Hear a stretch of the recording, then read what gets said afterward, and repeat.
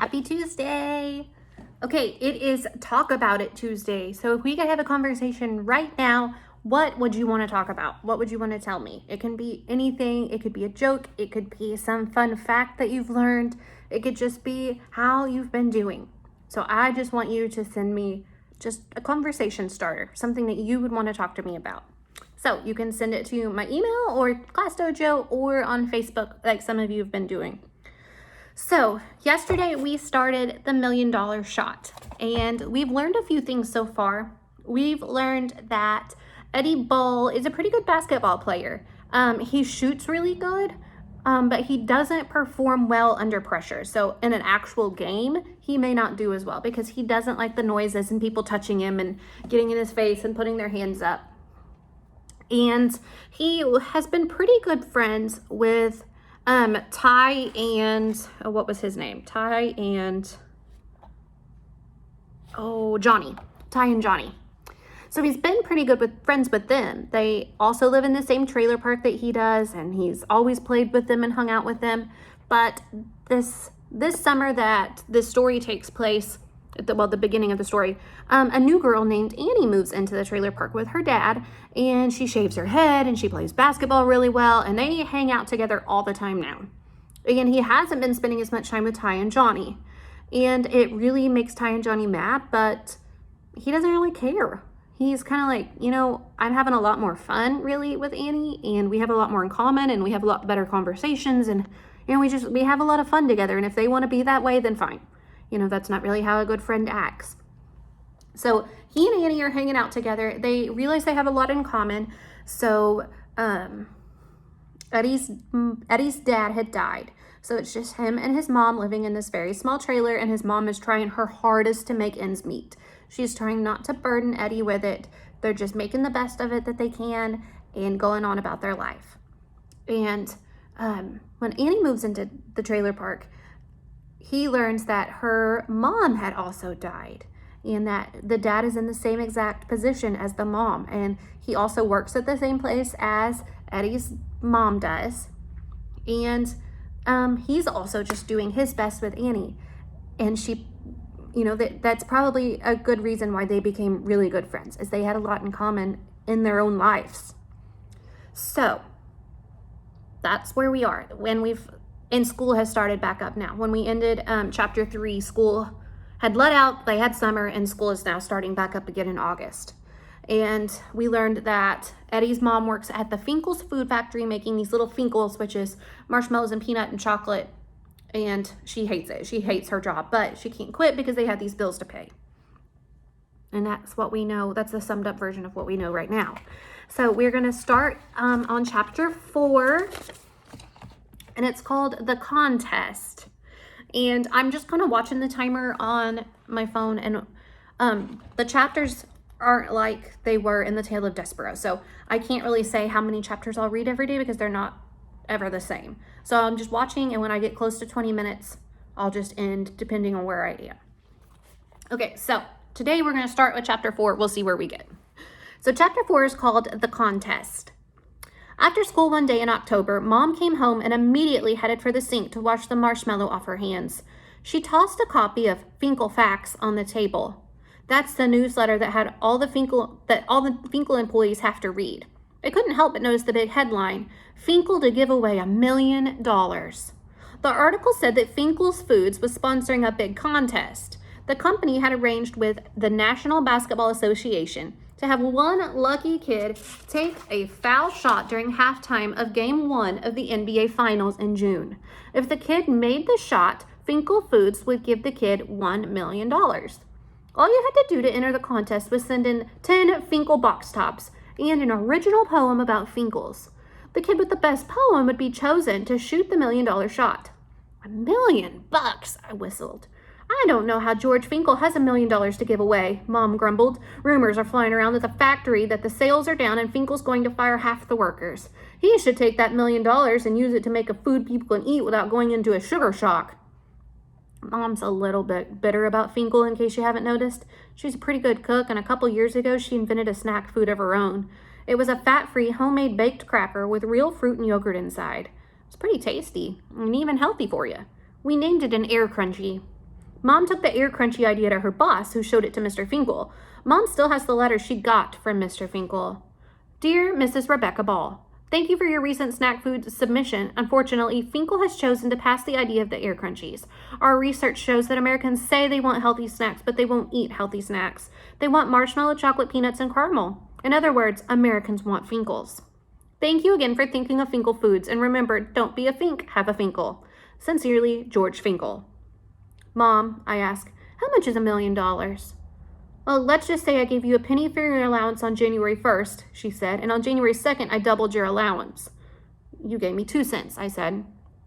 Right, and on January 3rd, I double your allowance again, 4 cents.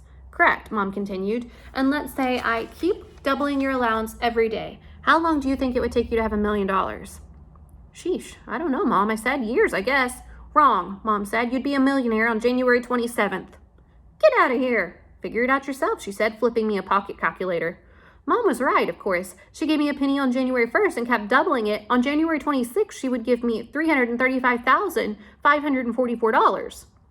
The next day, she would give me $671,088. Those 2 days together make more than $1 million. Hey, Mom, can we start that new allowance system? I was sitting in the front of the trailer fooling with the calculator when Annie strolled over carrying one of her poetry books. How about a game of horse? She suggested. Do you realize, I said, poking the keys on the calculator, that if you put $1 million in the bank today and earned 8% interest on it, a year from now you'd have earned $80,000 for doing nothing? Well, the trick is getting that first million, Annie said. She hadn't read the newsletter. I told her about the $1 million shot contest Finkel Foods was sponsoring. Come on, she scoffed. Nobody really wins those things. Sure they do, I replied. They have to give away the prize or it's against the law. Believe me, George Finkel will find a way to weasel out of paying that money. No way is he going to pay out $1 million for sinking a crummy foul shot. Annie's dad had told her about George Finkel too. Well, if I shoot that shot, I said confidently, he would have to pay. They're probably going to get 1 million entries, Annie said. So I've got a good chance as anybody. Yeah, like none. You like poetry, I said. Why don't you enter the contest? Me? Write a poem to promote George Finkel's poison-making machine? Annie laughed. I'd rather poke hot needles in my eyes. Annie's a strict vegetarian. I don't think there's any meat in a Finkel, but she won't eat them anyway because of all the chemicals and preservatives. Did you ever read the ingredients on the side of a Finkel box? She asked me. It sounds like the stuff they use to make chemical weapons. Come on. I tried one more time. Enter the contest. It'll be fun. Not even if they paid me $1 million. Well, they just might. So I was on my own. Annie read her book as I struggled to come up with something nice to say about Finkels. It was kind of hard. This was the best I could do. Finkels ain't red, Finkels ain't blue, but Finkels taste great and they're good for you too. That's terrible, Annie commented when I read it out loud. I agreed. I was about to start another poem when Annie noticed some tiny letters at the bottom of the newsletter. Contest is void where prohibited. Employees, their families, and associates of Finkel's Foods are ineligible. Shoot. Our parents worked for Finkel Foods, so we couldn't enter the contest. Disgusted, I ripped up the paper and tossed it in the trash. We went off and played a game of horse. Chapter 5. Good news and bad news. When Annie and I hopped off the bus that Friday after school, we were surprised to see my mom and her dad sitting next to each other on lawn chairs in front of our trailer. They each had a drink in their hand. A few empties were scattered in the dirt next to the garbage can about 15 feet away. Mr. Stokely is a really big guy, maybe 6'5", and he didn't fit into the lawn chair very well. He and Mom were just sitting there like zombies. Dad, Annie scolded. How much have you had? Well, not enough, Mr. Stokely replied with a burp. Why are you two home so early? I asked. We got downsized, Mom replied. Cut down to size, said Mr. Stokely. Downsized? I asked. What does that mean? Fired, was all Mom said. For months, Mom had been telling me about rumors that the Finkel workers would be laid off. But when it finally happened, it took her by surprise. Me too. Mom had been working at Finkel Foods for 15 years. George Finkel had gave her 15 minutes to clean out her locker and leave the factory. Who's going to squirt the marshmallow icing squiggles on the Finkels now, Mom? I don't know, and I don't care, muttered Mom. Probably some robot. How are we going to support ourselves? Annie asked her dad. I've got savings. That'll see us through the fall, Mr. Stokely said, but I got to get a new job, and it won't be easy. Come Monday morning, a lot of us will be out looking. I felt my throat get tight. Then my eyes got watery, and I realized I was going to cry. I didn't want to do it in front of Annie and her dad, but by the time I tried to stop myself, it was too late. My shoulders were shaking, and my chest was heaving, and it was the first time I had cried since my dad had died. It's okay, Eddie, Mom said, giving me a hug. It's just a job. And a lousy one at that, added Mr. Stokely. Once I started bawling, that set Annie off too, and she buried her head in her dad's shoulder, and the two of us were crying like babies. Mom sat me on her lap and wrapped her arms around me. That only made it worse, but it made me feel better too. Don't worry about us, Mr. Stokely said, massaging Annie's neck. Sometimes when a bad thing happens to somebody, it forces the person to make a change in his or her life that wouldn't have been made otherwise, and sometimes that change is for the better. Mom tipped her head back and drained the rest of her can of drink. Yeah, maybe we need a change. She handed the can to me. I took a hook shot over my head towards the garbage can 15 feet away. Swish. Nothing but can. I lay in bed that night thinking I ought to get a job after school. Now Mom would really need the help I could give her. But there weren't a lot of jobs around here for kids. Some of them might be filled by grown-ups who were laid off at the Finkel factory. I hate George Finkel, I thought, punching my pillow. But at least one good thing came from Mom getting fired, I figured. Now that she was no longer an employee of Finkel Foods, I could enter the contest for the $1 million shot. The deadline was still a week away. I took a pencil and paper out of my backpack and grabbed the flashlight under my bed. What can you say about Finkels? I wondered as I huddled under the covers. They're gooey, they're chewy, they're kind of screwy. In the morning, the flashlight was dead. I must have fallen asleep and left it on all night. But the poem was done. It was sort of a rap poem, and I thought it was pretty good. When I saw Annie that afternoon, we went over to the old backboard and I rapped it to her. Now, my name is Eddie and my last name's Ball. When I have a Finkel, I eat it all. They're gooey, they're chewy, they're absolutely screwy. When I go fishing, I use them as a buoy. And just like a fish, I can make a swish. It won't be horrible when I shoot for all the marbles. Here's the scoop for the hoop. I'll winkle and sinkle, and Finkel will pay me a minkle. I looked at Annie and she rolled her eyes. You were living proof that white people have no rhythm. She laughed. What do you mean? I protested. It's good. When you go fishing, you use them for a buoy? She imitated me, shaking her head from side to side. What are you thinking? I need another word that rhymes with gooey, chewy, and screwy, I explained. You'll sink a Finkel. You'll sinkle, and Finkel will pay you a minkle. That means I'll sink the shot, and Finkel will pay me $1 million. It's awful, Annie grinned. I thought you liked rap, I complained. I do like rap, she said, but just because you can make some words rhyme, it doesn't make poetry good. That's the worst rap song in the history of the world. Oh yeah, I said defensively. Well, if you think you're so smart, let's see you come up with something better. All right, I will. Annie took my paper and pencil and went off onto the side of the court. I took a few layups while she worked, but mostly I just glared at her. My poem was great, I fumed. Who elected her queen of the poets anyway? A few minutes later, Annie came over. Okay, I've got one. Well, lay it on me, Shakespeare, I said with a snort. She handed me the pad. This is what it said. How could the Pilgrims ever be contended when savory Finkels had not been invented? That's it? I asked. That's it. Poems don't have just 2 lines. They can have just 2 words if the poet wants them to. What does mean? I asked, like Air Jordan? No, she replied. Air means ever, as in, how could the Pilgrims ever be contended? You know, like in o'er the land of the free and the home of the brave. O'er is over and is ever. In what language? I asked. In our language. This was news to me. If air meant ever, I asked Annie, why not just write ever? Ever is 2 syllables and air is 1, she explained. Who cares how many syllables there are? Well, in poetry it matters, Annie said. Besides, air sounds like a British or something. Sounds a little stupid or something to me, I scoffed. Hey, no, don't use my poem if you don't like it, Annie said. Nobody's twisting your arm. With that, she stormed off the court and went home. Annie can be stubborn sometimes, I guess, and nobody likes their poetry criticized.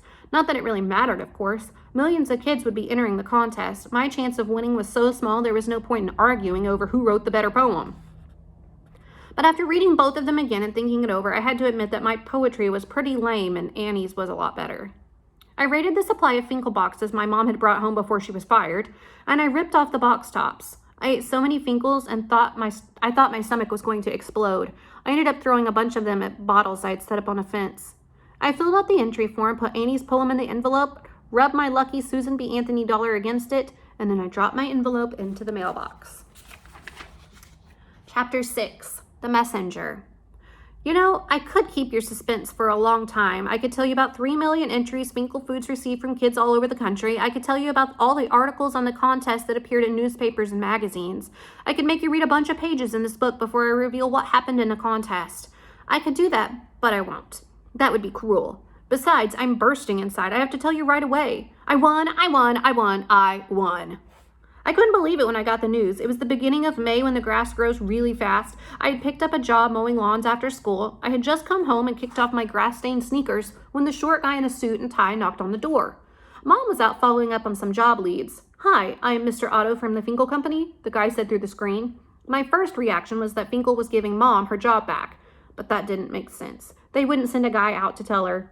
I mean, we do have a phone. I'm not supposed to open the door for strangers, and this guy looked kind of strange to me. "My mom's not home," I said through the screen. "What do you want?" "Are you Eddie Ball?" the guy asked. "Yeah." "Well, Eddie," he said, pulling an envelope out of his jacket pocket, "here are your tickets to the NBA Finals on June 14th. I hope you can make it."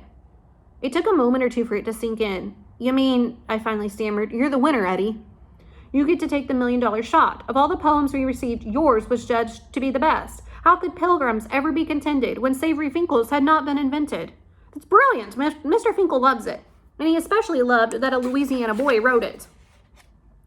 Well, the last time I won anything, it was a spelling bee in 2nd grade. When it actually hit me that I was the winner, I would have had the opportunity to become a millionaire by simply sinking a foul shot. I couldn't control myself. I started jumping up and down and dancing around like a lunatic, yelling and going crazy, and that's when Mom came home. "What's going on?" she asked, rushing in the door. "I won, Mom," I shouted. "I won the contest. I get to shoot the $1 million shot." Mom took the tickets from Mr. Otto and looked over them really carefully. When she was convinced they were real, she shook his hand. Then she yanked open the door and gave me a big hug. "You never even told me you entered that silly contest," she whispered in my ear. "Congratulations," Mr. Otto said. "We'll be contacting you to make travel arrangements once we know which teams will be in the NBA Finals." "Boy," I said, "if my poem was the best, people must have sent in some awful poems." "You know," the guy continued, "just about every poem was received was one of those dreadful rap poems. But yours was so simple and so dignified and so American, and yet it sounded almost British." It still sounded stupid to me, but I wasn't complaining. Of all the kids in America, I was going to get the chance to take a shot worth $1 million. The NBA Finals were a little more than a month away. As soon as Mr. Otto left, I got a funny feeling. It wasn't exactly fair. Annie wrote the winning poem. I didn't. She should have the opportunity to take the $1 million shot. She should get the money if she makes it. I ran over to Annie's trailers to talk things over, and she and her dad were changing the oil in his car. "Guess what?" I asked breathlessly. "Your mom got a job." "Better than that," I teased. "She got a job for both of us," asked Mr. Stokely, hopeful. I showed them the tickets. "You won!" Annie shrieked. "Of all the kids in America, you won that stupid contest." "Somebody had to win," I laughed. "I told you I had a good chance as anybody else." "Well, don't that beat it all," chuckled Mr. Stokely. Annie went nuts. She jumped up on the roof of the car and started shouting, "Hey, everybody, Eddie Ball's going to be a millionaire. Eddie's going to be rich." "Shh," I said, trying to calm her down. When she finally did, I helped her off the car. "Listen," I said, "I want to talk to you about something. You wrote the poem, not me. I want you to have the shot. It's only fair." Mr. Stokely looked at Annie. He wasn't saying anything, but I kind of had the feeling he wanted her to take me up on the offer. "No way," Annie said firmly. Mr. Stokely turned away silently. "Annie, don't be dumb," I pleaded. "This isn't lunch money. It's $1 million. "I don't care if it's $1 or $1 million, Annie insisted. "I'm not going to get up in front of thousands of people to help George Finkle sell his poison." "He's going to sell Finkles whether you help him or not," I told her. "I don't care." Like I said, Annie can be stubborn at times. "Well, if I make this shot, I'm going to split the $1 million with you." Mr. Stokely looked at me. His mouth dropped open. "I won't take the money," Annie insisted. Maybe we should put something in writing," said Mr. Stokely. And that is where we're going to stop for today. Okay, don't forget about Talk About It Tuesday, and I will see you tomorrow. Bye.